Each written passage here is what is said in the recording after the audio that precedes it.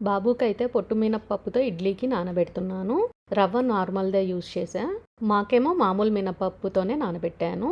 2 mixie పట్టేసి మూత పెట్టేశాను. ఆఫ్టర్‌నూన్ చేసిన ఎగ్ కర్రీ మిగిలింది. అది బౌల్‌లోకి తీసి పెట్టేశాను.